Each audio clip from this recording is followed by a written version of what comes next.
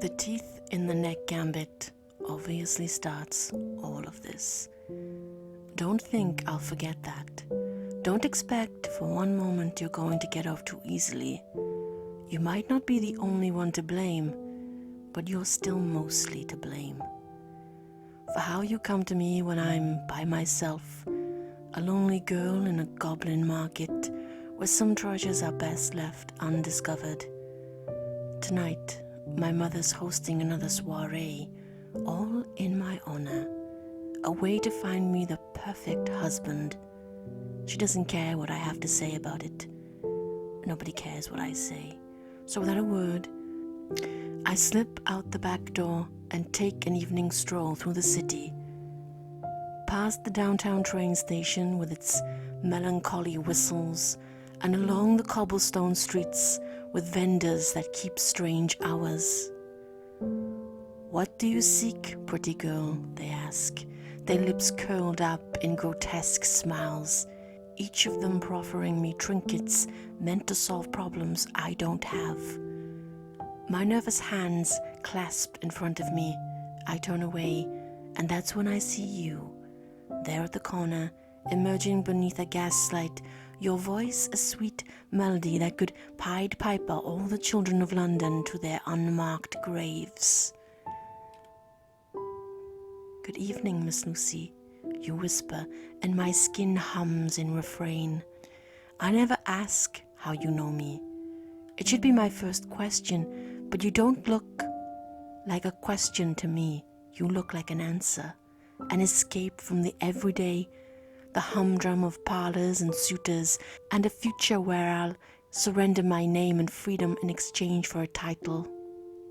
Mrs. Mother, nothing more. But you pretend to offer another way. In an instant we're together, perched side by side on an iron park bench, and you share everything about yourself. Where you came from, how you traveled aboard a ship named after Persephone's mother, a woman who knew loss so intimately. Your gaze speaks to me of loss too. It feels as though you already know me, that we've met like this 1,000 times before. So I lean in and whisper my secrets in your ear. How I'm desperate for something more, something you promised me without ever speaking a word. You might be a stranger, but it seems safer to share these things with you than with my own best friend. As the moon slips across the sky, you guide me to my feet and we sway together, dancing to music no one else can hear. "Don't let me go," I say, and you smile, because you'll oblige, just not quite the way I expect. Your breath sweet as marzipan, you embrace me, one hand on my shoulder and the other on the small of my back. We're so close, I can barely breathe. Then, all at once, I can't breathe or move or even scream. When you finish with me and I return home, my head heavy and vision blurred, the party is long over, and the house has gone quiet. In my own bedroom, nothing looks familiar, not the faded floral wallpaper, or the vanity arrayed with candlesticks, or the canopy beds, one that's mine and the other with Mina curled up in the dark. "Are you awake?" I ask, my voice splitting in two, blood on my hands, blood that's all my own. But she's already fast asleep, and it isn't worth waking her now, even if I could form the words to tell her what you've done to me.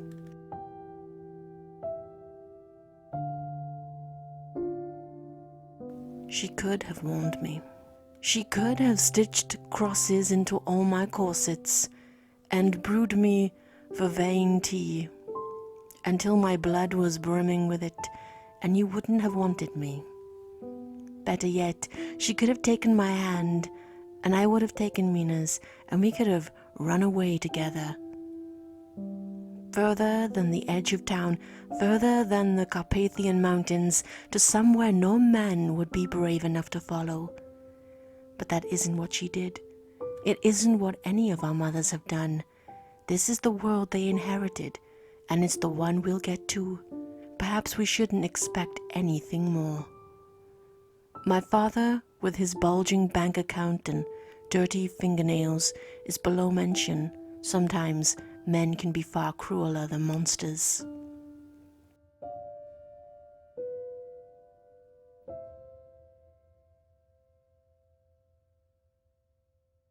Mina, sweet Mina, a light of all lights.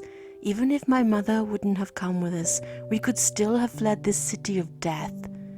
That was what we always wanted. Shall we run away together today, I'd ask. Back when we were just girls who didn't know enough to know we should be afraid. Tomorrow, she would whisper, and we'd laugh and dance together in the garden maze, our fingers entwined, fresh blooms of wisteria woven through our hair. For years I believed tomorrow would come, but today has come instead. The morning when Mina can see the grey glint in my eye, this unwitting change stirring within me, all thanks to what you've done. Now she only shakes her head. We're not children anymore, Lucy, she says, and I suppose this means we can no longer dream. That night, I latched the bedroom window, but that won't be enough to stop you. Though I never invite you in, you're everywhere now. Your shadow as weightless and oppressive as the August heat. Hello, my love, you whisper in the dark, your voice soft and sweet, yet still strong enough to drown out the gentle thrum of my own heartbeat. Yet you don't ask me what I want. You can't be bothered to care about that. In your cold arms, my head lolls back, and through the open window, I listen to the mournful train whistle downtown as passengers in fine red silks and grey flourished top hats come and go, departing and returning from places I'll never know. I could take you wherever you want to go, you say, wetting your lips, and though I want to believe you, I already know the truth, even if it's too late now to matter. In the next bed, Mina sleeps her dreamless sleep, and as you press your mouth against my throat, I reach out for her across the gloom, but she might as well be 1,000 miles away. Mina isn't like me. She wouldn't go walking at midnight, and she would never have listened to your lies. That's why she'll survive. Proper young ladies like her always do. They'll learn from my example how not to die. Even as I write these words, I know this isn't really her fault. She's only done what's expected. Shared her hopes, shared her name, chose a husband. There are worse sins. There are your sins. I have to choose someone too, that's the rule. My mother holds more parties in my honor, and the men descend, vultures that they are, squeezing into every corner of the parlor, each of them on bended knee, as though they're at my mercy and not the other way around. Pick me, Miss Lucy. Their voices echo through the house, following me no matter where I hide. Nobody notices that my skin has gone pale. My eyes recede, and that, perhaps, I'm more in need of a passable doctor than an eligible bachelor. No more, I want to say, but they wear me down and wear me thin until I close my eyes, spin in a circle, and say yes to the first one I see. He isn't the worst of them. This so-called honorable lord might even be better than most, because he's so ordinary, blander than yesterday's porridge. And part of me hopes that means he won't make unreasonable demands. Maybe with him, I won't have to fear a belt or a fist or a calloused hand that will hold me down until I scream. Until I learn that screaming will do no good, until I've gone as mute as the dead. Choosing him is supposed to keep me safe, yet the moment he slips the ring on my finger, it feels like a gold-shaped prison. My dreams are faded away, as ethereal as the fog that brought you here. Before bed, I lock the window again, and this time, you don't return. You've moved on to your next conquest. I hope that means that I'm safe now, that the worst is over, but while I'm asleep, Mina vanishes as well, departing from her own matrimonial funeral. She leaves a note on my vanity. "Good luck, my Lucy," as though all the luck in England could ever rescue us from this. I sleepwalk through the next afternoon, hollowed out and aching, never hearing any of my mother's eager wedding plans or my fiancé's pointless promises. Outside, the wisteria is blooming in the garden, but its scent dissolves in the air, lost to me in the same way that I've lost everything else. After midnight, I crawl out of bed and across the window, a laden weight in my belly. Striking the last match, I light the candlestick and read Mina's letter for the 100th time. As though I'll discover some secret code, only there's nothing there but the same 4 words, empty as before. My chest twisted and heavy, I glance up at myself in the vanity, and everything in me goes numb. I'm barely there. I'm barely anywhere. A thin scream lodges in my throat as right in front of my eyes my reflection is abandoning me, and it isn't doing the decent thing and disappearing all at once. Instead, I sit there at the mirror, grief seeping through my heart, and I watch myself disintegrate slowly. Hour by hour, I become less of me, my features going grey and translucent. By morning, I won't exist. This body will remain, but I will not. I'll be easy to forget too, a footnote in a story that's not my own. When it's almost dawn, and I'm almost gone, I exhale another scream, louder this time. And though you can't be bothered to hear me, wherever you are, I manage to wake the rest of the house. Lucy, my mother's footsteps patter down the hall, but I don't answer her. This can't be real. This can't be how I end. My hands unsteady, I lift the pair of burning candlesticks and pitch the fire at what remains of my own reflection. It does no good. Nothing will save me now. With the candles limp on the floor, their flames sear through the rug, and I back into the corner breathless. When my mother finally forces open my door, she cries out at the sight of me and what I've become. Then she barricades my bedroom and calls in someone to help. That's when the worst of them arrive. I awaken in the morning to a man with a heavy leather bag and heavier words, his voice booming up and down the stairs, ricocheting like a silver bullet off the yellowed wallpaper. "Anemia," he declares, in the first of his lies, and sheds his fur-colored coat on the floor. "We'll fix that." I never catch his name, because he only ever speaks over and around me, never to me. There's no reason to expect anything better. A scientist in a lab wouldn't introduce himself to the frog pickled in formaldehyde.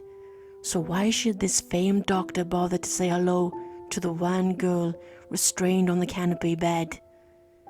I'm worse than a specimen in a jar. Just ask my mother. She never listened, never acted like she should. She weeps in the hallway, and my fiancé embraces her. "It'll be all right now," he says, and I wonder who exactly it will be all right for. Certainly not me, not when the doctor threads his stiff tubes into my veins and calls all my former suitors into the room. "Leave me alone," I whisper, but the house turns cold and nobody seems to hear me. My mother wavers in the doorway, her ruddy cheeks streaked with tears, as the men pin me to the mattress one after another, right down the line, their starched shirts unbuttoned, sweat beading in the curve to their upper lip. They pump their blood into my body, filling me up with them. A transfusion, they call it, though I've got another word for it. "Stop," I say, but their faces flushed and eager. They're used to ignoring what I say.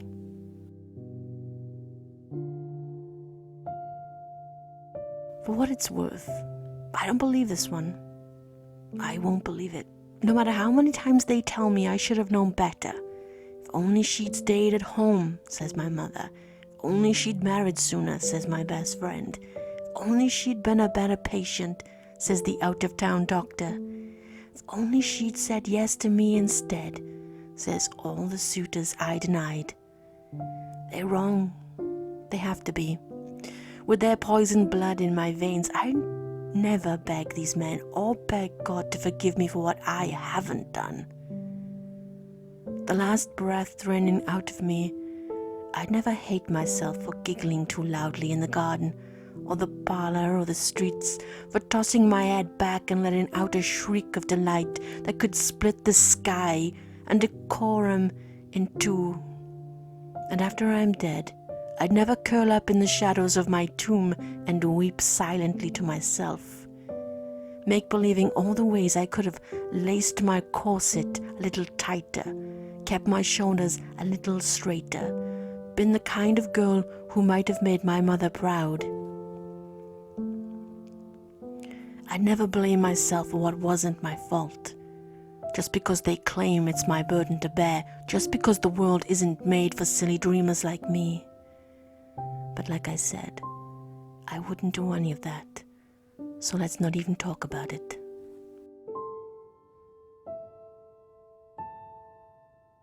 They came at night when my crypt was quiet.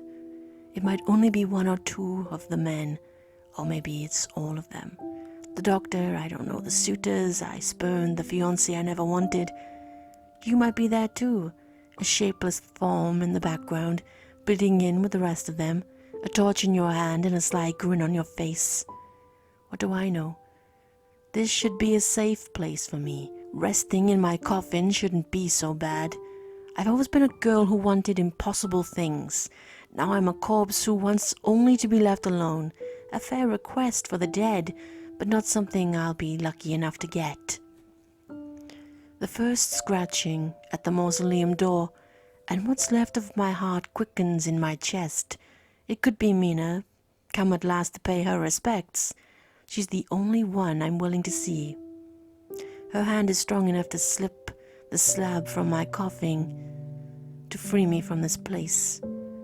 We could still run away, I whisper to the dark. But then their gruff voices seep through the stone, and all that I know is, it isn't her.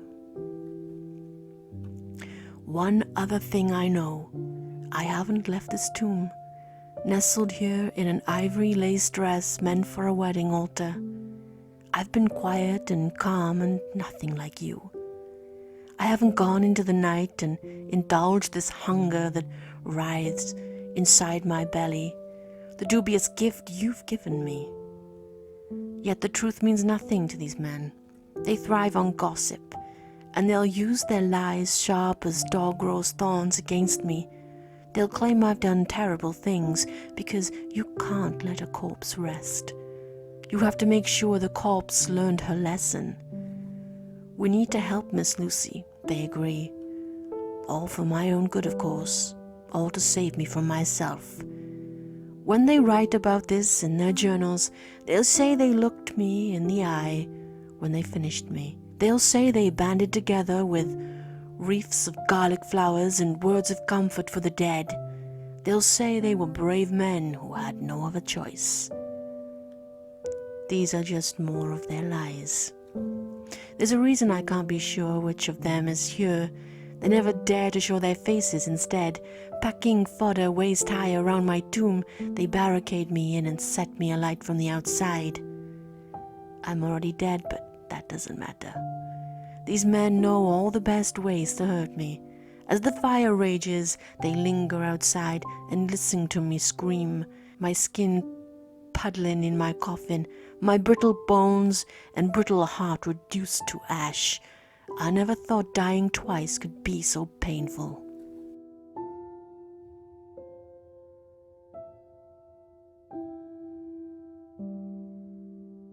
How many ways can you murder a girl? Too many to count, I suppose, but it makes no difference in the end, because in a countryside filled with monsters, there isn't time to mourn the ones like me forever. And it turns out you're an expert in forever. In the legends about you, no one ever seems to question how you can always rise again. It's easy to believe that a man of power can conjure himself from dust, but nobody expects the girls you destroy to do the same. We're meant to be lost. Death is our birthright and our destiny. Only maybe it's not mine. Maybe more than a phoenix, more than just men like you can surface from the embers. It could be that nobody murdered me after all, because maybe I'm still here.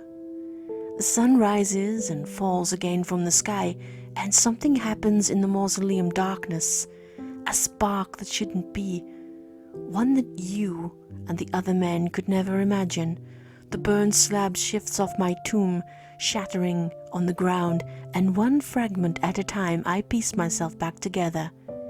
A patchwork monster of a girl, hair like charred straw, colorless marrow that's soft yet stronger than infinity. The fire in my crypt scorched my flesh, but it burned away my fear too. All that's left of me now are these dreams of something else, something better. I won't be a conquest or a footnote or an afterthought. I won't be the one who's forgotten. Fresh skin stretches taut over my splintered bones, and I part my new lips and exhale a scream meant only for you. Tucked inside your Scots pine coffin, you hear me, my voice from afar boiling in your ears. Like the blood you crave, for once, regret stirs in you because you finally realize you can make a mistake too. You can choose a girl who simply won't die. When you flee back to your castle in the mountains, the men think you're running from them, but I know the truth. You're really running from me.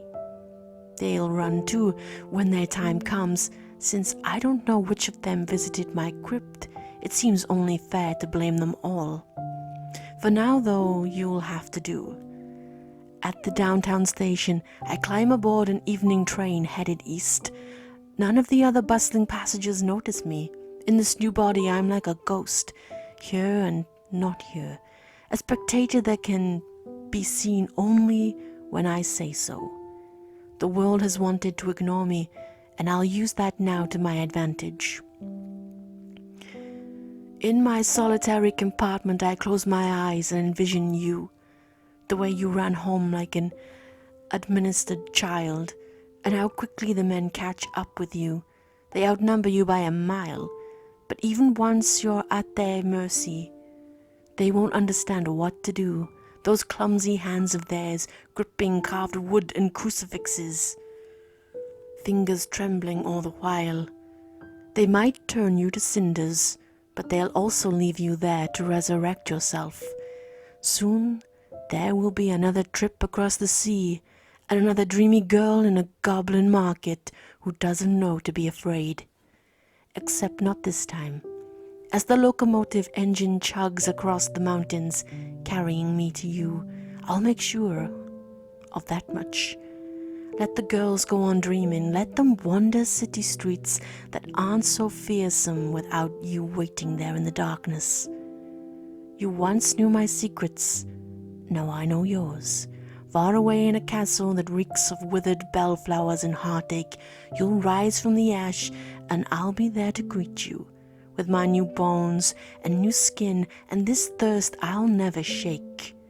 We'll sway together in the ruins you've created, dancing to the music only we can hear. And with a hand on your shoulder and another on your heart, I promise you that I'll never let you go.